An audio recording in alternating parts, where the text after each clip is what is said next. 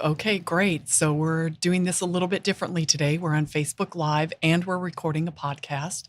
Tena Lundquist Faust, co-president of Houston PetSet, and we're here with Claire Goodman of the Houston Chronicle.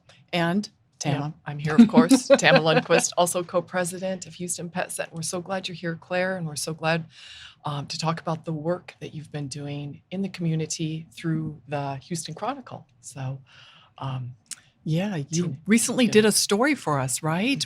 We just ended a legislative season in Austin, and so you were did a really important story about a pet store there. Do you want to expand on that a little? Yeah. So we have in Katy, we have, you're talking about the Petland. Yeah. Mm-hmm. We have I call it a puppy retailer because there's a difference between that and a pet store. Good for you. And it made the illustrious Horrible 100 list from the Humane Society of the U.S. for having sourced its animals from puppy mills. And, you know, as an animal lover myself, it obviously was very upsetting. But I felt like, you know, people needed to know this too. They need to know where these animals are coming from, especially because we do have so many amazing rescues, you know, in everywhere, but especially in this region. So I spoke with you guys, and you talked about, you know, I think it was House Bill 1818. Am I remembering that correctly? And just, you know, I wanted to present the factual information out there about puppy mills, and that, you know, they're very much, we like to think they don't exist, but they do. So yeah. It's almost, as you dig into it, it's almost a form of, and this is my opinion, organized crime. I'm reading a really interesting book on it, and that's a whole other topic, but you're so right.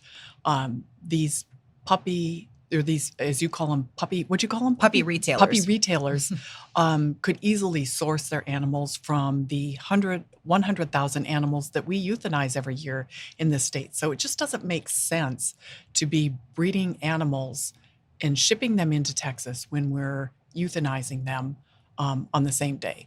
So I'm so glad we're so glad that you wrote that story. It was very important. Well, thank you. But you've written a lot of good stories for the Chronicle on animals. Do you focus just on animals, or are there other topics you cover? Well, you know, animals are a passion of mine, and so I'm naturally drawn to those stories. And I'm very, very fortunate to work for a newspaper that supports that, and they trust me to find the stories and to tell them the right way. And it can be difficult at times. I'm not gonna lie, to be unbiased in the way I report, because I'm so biased in actuality. But you know, I can't, that's not my job. So what I do, I kind of keep my ear to the ground for stories that I hate writing about them, but the cruelty stories that I know can have an impact in the community if I tell them properly. Do the research on them, and hope that in some way it brings some justice to these animals, but also just an awareness. I mean, I think it's easy to block out if you're not aware that it's happening. So right. I think that we see in Houston and in Texas sort of this whole culture where the animals are not revered the way they are in other parts of the country. And I think that contributes a lot to some of the issues. And, you know, you could divide the issues between homelessness, cruelty, the puppy mills, the cultures that people are raising these animals in. But I think that we look at animals here in Houston now in a way that they are almost a nuisance because there's so many of them. We don't, but a lot of people do, because there's so many of them. If we had those populations under control, would the animals be valued more? You know, would you see a dog on the street and want to rescue it versus, oh, there's a dog, let's shoot at it? Because we know a lot of the cruelty cases are people just protecting their families, protecting their children from the packs of dogs and the stray dogs running on our streets. So have you ever looked at other cities or been in other cities, and do you have a comparison about Houston to other cities and what you've seen? Yes, and I think especially one of the reasons that I love this organization is that you guys are so acutely aware of that there's actually cities, especially in the north, that will say, oh, we don't have enough animals to adopt. And you can't even conceive of that being from Houston. So that's definitely the case. There's very much a different culture, like you said. I mean, it's almost like supply and demand. I hate It to is. say It's that. simple exactly what it economics. is. Really, Yep. it really is. And if if you have fewer animals, you can be there's a better selection pool of good owners who are going to take care of them. Right. But we had kind of mentioned before a story that I did about a kind of a cruelty case, and it sort of I think ties into that, talking about the ease of people getting pets. I mean, this guy that I found on one of my arrest reports was adopting, a new kitten every couple months, and from different rescues, nobody knew, and severely torturing them. And it's it's horrible. Yeah. And Oh, wow. you kind of have to wonder, like, Was this in I'm sorry, in Fort Bend County? yes. I did read that. It was Oh. a great story. Oh yeah. Thank you. Yeah.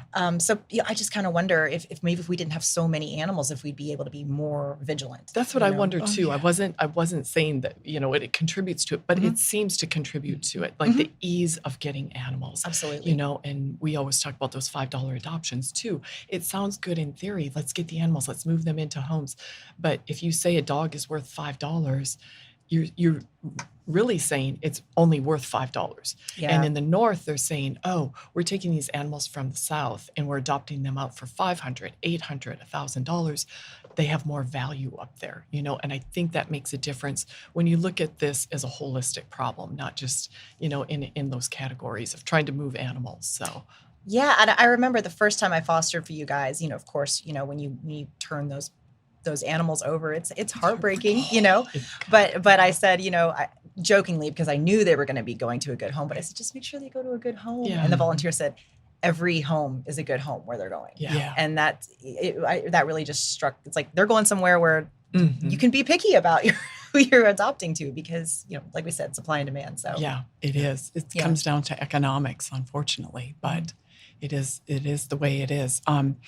So do you do other stories outside of animal stories? What is your kind of focus with the Chronicle? Well, I mostly cover, it's mostly regional. I cover West Houston, Fort Bend County, in Katy, and that just general area. But it's also kind of like, if you catch it, you keep it, kind of with these stories. So I cover everything from city council to, current events and legislation when one of our local representatives is working on a bill. It's just kind of whatever. Like I said, I'm very fortunate that they trust me to pick up a story and go with it in various different topics and arenas and things like that. Right. Yeah. Unfortunately, there doesn't seem to be a shortage of animal stories in this region.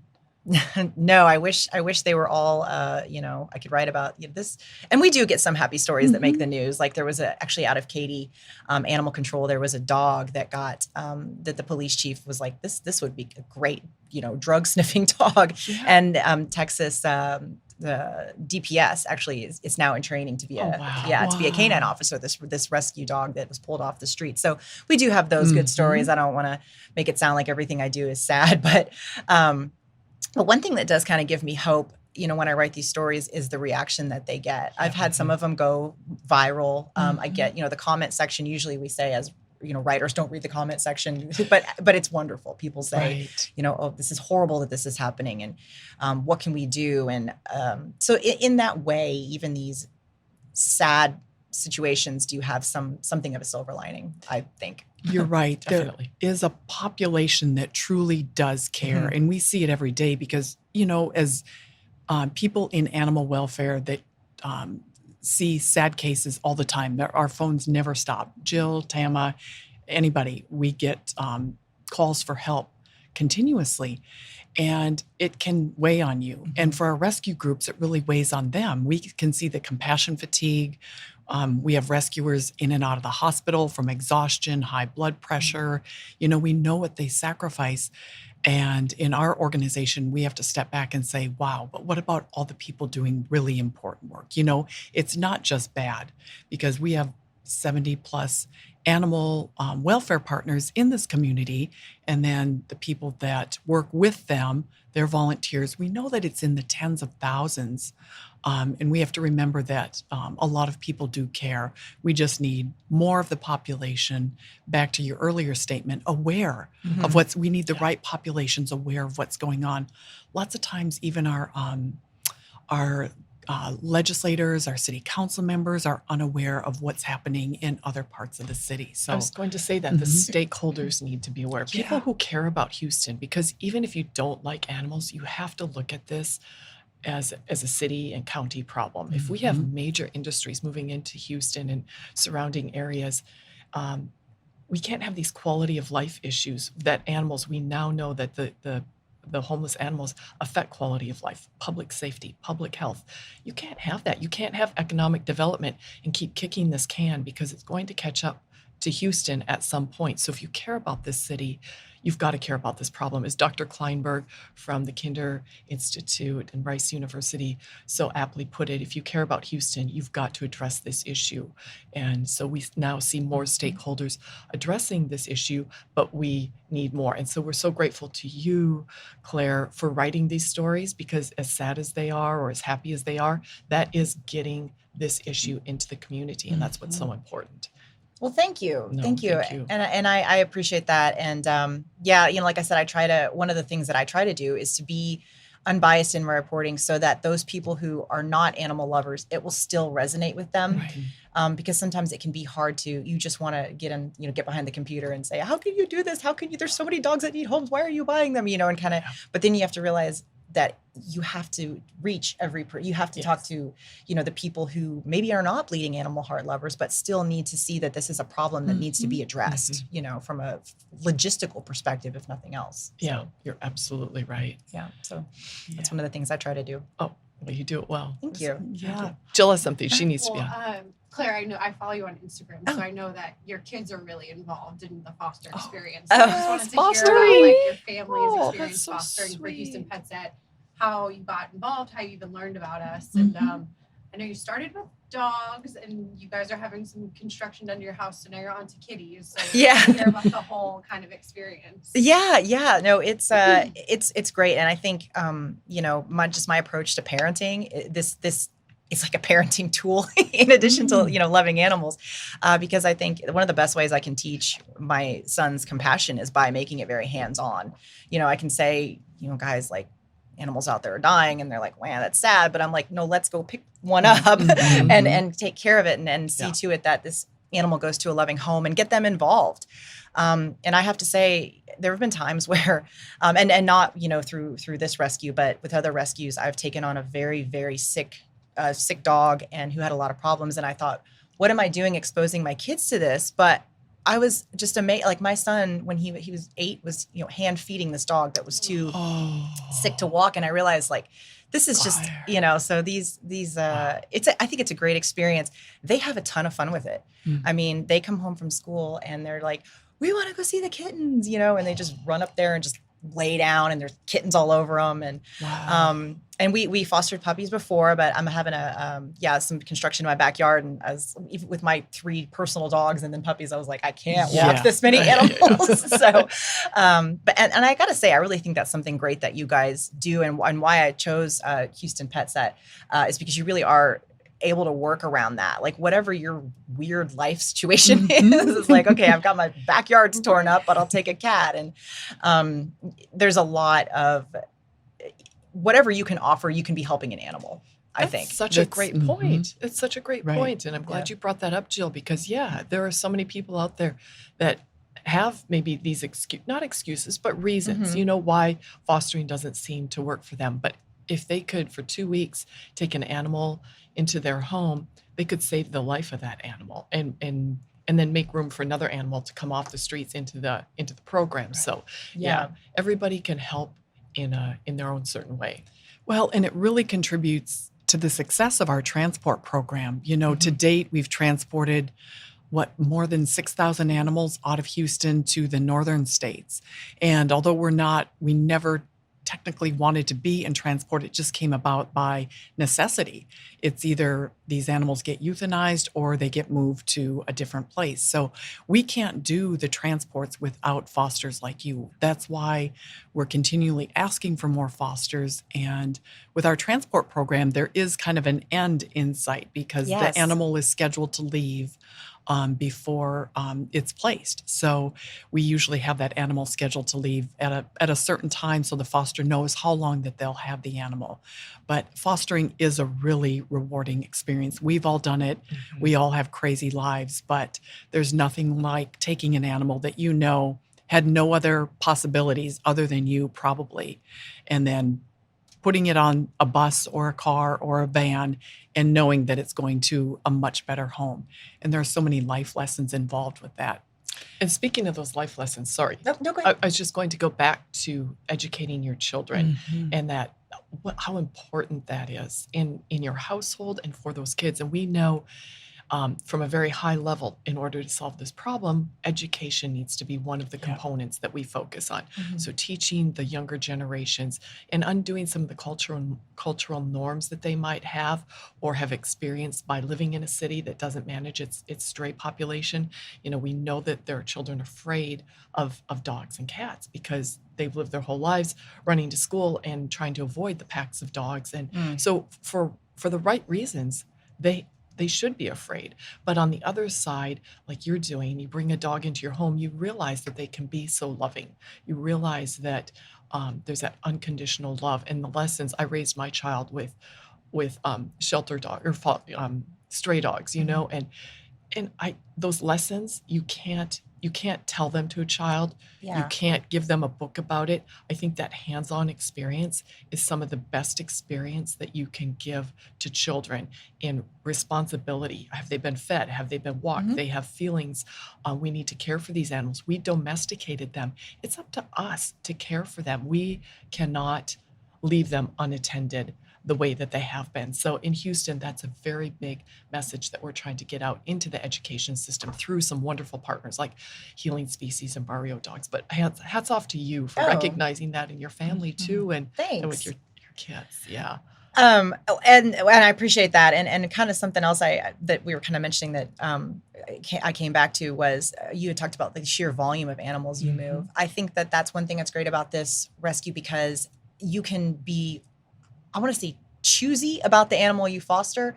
For example, my biggest German Shepherd is very aggressive with other adult dogs, but she's cool with puppies. Wow. So you guys worked with me. I said, this is my situation. I love this dog with all my heart, but she's mean, but she's cool with puppies. And so I got puppies, and it's, you have your pick of the litter, I guess, to make a pun with what animals you can foster through you guys. So, well, I think we all have crazy life situations. So we understand that, what it takes to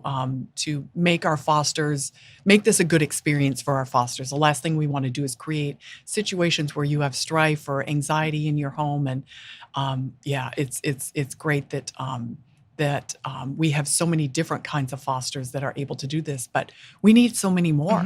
We get asked every day, can you take this animal? And if we had a foster for them, more than likely we could take them and eventually schedule them for transport. But it really is a bottleneck in the city and in the whole rescue community, the lack of fosters. We're grateful for everybody that does, but we need far, far more. And so I guess this is a shout out to anybody listening. If you're interested in fostering, you can do it through Houston PetSet. You can reach out to us. We can refer you to other organizations. We're never competing with other groups. We're here to collaborate and all work together for the better of this community. Is that another story, Claire? Foster? It's funny you say that because just work it in. We wrote about it, especially during the pandemic, to try to get people to. Yep. That's an interesting point. Maybe I should do kind of just a post-pandemic. Hey, we still need help, guys. Well, we do because a lot of people that adopted during the pandemic are now getting back to work and they're saying, "Oh, this dog doesn't fit into my lifestyle anymore." Oh, wow. So we see a lot of dogs coming back, which is unfortunate. Yeah. And so and these dogs they went from the streets to maybe a shelter, a rescue, into a forever and loving home, they thought, and now what do you do? If they get turned into a shelter, if a shelter will take them, there's a good chance they're going to be euthanized. It's just, you hate to see animals suffer their whole lives, especially you covering some of the neglect and abuse and some of those cases that HPD and the task force see, but you hate to see them suffering their whole lives only to be euthanized. I mean, can they not have a good month, a good year, a good decade? I mean, it makes me, that's one of the saddest situations I think that we've come across, is knowing that some of those animals don't get that good day. But with the foster, you know, they have that chance. So It's funny you say that. I was thinking about this kind of earlier. There's a gift in fostering an animal that hasn't experienced human love, as tragic as it is. But to be able to say, you know, I'm the first person who loved this animal in the way that it deserved to be loved. And I wish every animal came out of the womb and looked right into the face of a loving human, and that was the end of that story. But sometimes, you know, you're going to be the first human who loved that animal, and there's a beauty in that. And even if it is as a foster, and knowing that you go on to give that animal to the second person who's going to love it forever, but being a part of that story, that journey. People say, don't you get attached? And I say, yeah, but I should. You know, they deserve that. They deserve someone to get so attached that they cry when they drop them off. So makes me so sad. It's the least selfish thing that people can do, you know, because you know going into it that you're going to have to give up that animal. And we've all ugly cried at transport or at when I usually have my mom come with me. I'm like, you've got to come with me because I'm going to ugly cry. But it's so difficult. And, you know, like you said, knowing that you're the first one to ever show that animal compassion. Our Benjamin, who just would quiver in the back of his crate, and he was a known street dog for 6 or 7 years, had never known you reach out to touch him and he would just cower, you know, but he had to trust me because he couldn't walk. He had a shattered ankle and a broken hip, and he had no choice but to let me pick him up, carry him in and out. And that is, and to see him now coming out of his shell on a daily basis. And now he sits at the window and barks to let me know he's got a job, he's got a purpose. And this was the most disposable dog ever, you know, just discarded.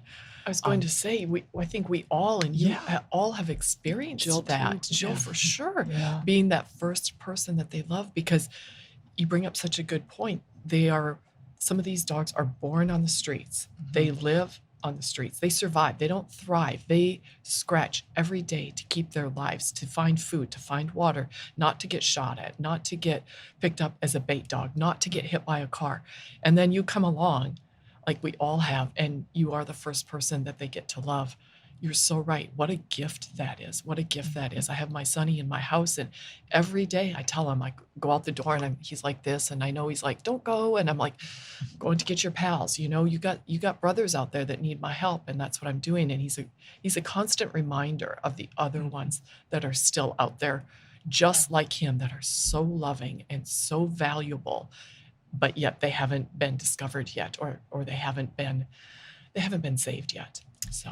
Such a great point. My favorite picture of my son, one of my favorites, is he was probably about 2, and we had one of my dogs that was a rescue had been an owner surrender. They'd actually asked this dog to be euthanized, and but there's a picture of him. He's this tiny little thing, and he's got his arms wrapped around her neck, and her paw is about the size of his whole head, but she has it just on him, and you can just tell the look on her face. This is like, this was the first time that a child had ever just done that, you know.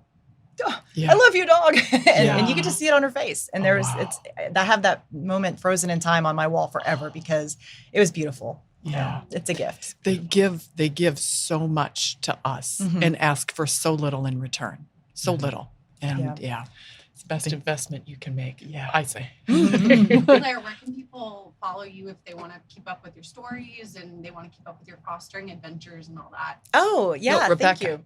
So sorry. Like I said, whatever. You'll have trouble finding me if you search Rebecca. I will say. Rebecca is. Yes, I know. Are you talking about Rebecca Hennis? Yeah. Yes. She's just like us. She's one of these bleeding hearts, you know. But so you can just look for me on HoustonChronicle.com. Just search my name, Claire Goodman. That's probably one of the best ways because I'm always adding stuff. I'm also I'm on Facebook, Claire Goodman, and Instagram, CE Goodman 10. I need to be better about updating it because I'm lazy about that. I guess I'm spending all my time pulling kitties off the street. No, you're doing fine. I'm just kidding. And one thing, just to circle back. Sorry, my brain's going a million miles an hour. But you had asked how I found out about the need for fosters, and I found it on Instagram. You guys put out a plea, and I said, "Good job, Jill." Oh, God, yes, thank you, Jill. You put it out there, and Yay, so Jill. that's another thing. If people want to check out, your Instagram and see what you guys the need, and if nothing else, just be aware of how much it's every day. Like you said before, every day we have new animals. So, yeah. Well, thank you so much for being here. Thank you for the stories you write. Thank you for continuing to raise awareness around this issue, and especially for elevating the status of animals in our city and our community. It's immeasurable what you do, and we're grateful. Thank you. Yeah. Thanks so much. Oh, thank you.